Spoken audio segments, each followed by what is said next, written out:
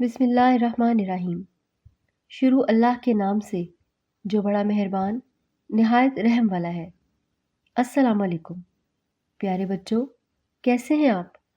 امید ہے بخیر اور صحت مند ہوں گے۔ پیارے بچوں، آج ہم تیسری جماعت کی اردو کی کتاب کا نیا سبق پڑھنے جا رہے ہیں۔ اس سے پہلے کہ ہم سبق شروع کریں، ذرا ان سوالوں کے جواب دیجیے۔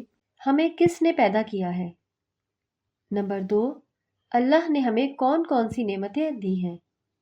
بچوں، آپ کا جواب درست ہے۔ ہمیں اللہ نے پیدا کیا ہے اور ہمیں سب کچھ اللہ نے دیا ہے۔ آج ہم اس بارے میں سبق پڑھیں گے۔ ہمارے سبق کا عنوان ہے حمد۔ بچوں، آپ کو پتہ ہے نا کہ حمد ایسی نظم کو کہتے ہیں جس میں اللہ تعالیٰ کی تعریف بیان کی جائے۔ پیارے بچوں، اس سے پہلے کہ ہم آگے بڑھیں، آئیے جانیں ایک اہم بات۔ اللہ تعالیٰ کا ایک نام خالق ہے۔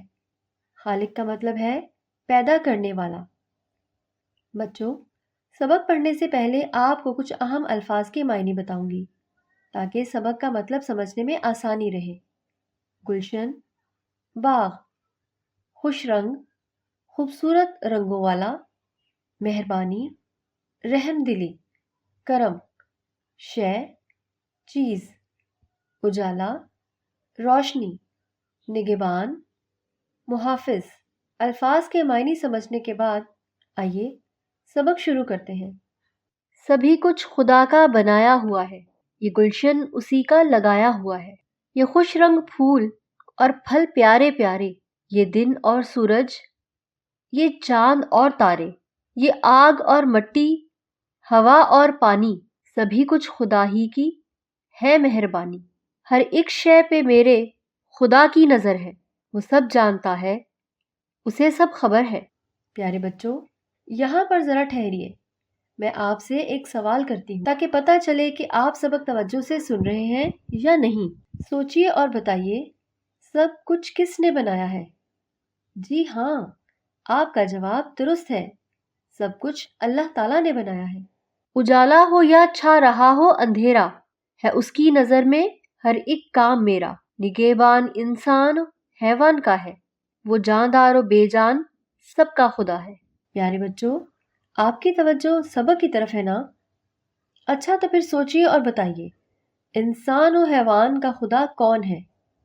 انسان و حیوان کو اللہ تعالیٰ نے بنایا ہے۔ آپ کا یہ جواب بھی درست ہے۔ ایسے ہی توجہ سے سبق پڑھتے رہا کریں۔ لیجئے بچوں، ہم نے سبق پڑھ لیا ہے۔ سبق کے مطابق یاد رکھنے کی باتیں یہ ہیں۔ یاد رکھنے کی باتیں، سب چیزوں کو اللہ تعالیٰ نے پیدا کیا ہے۔ ہر شے کی حفاظت اللہ تعالیٰ کرتا ہے۔ پیارے بچوں، ہم نے سبق پڑھا، اب ہم مشق کریں گے، لیکن اس سے پہلے آپ نے کچھ کام کرنے ہیں۔ کچھ بچے باری باری بآواز بلند سبق پڑھیں گے اور ایسے پڑھیں گے جیسے میں نے پڑھا ہے، یعنی درست لب و لہجے، تلفظ، تاکید اور ٹھہراؤ کے ساتھ۔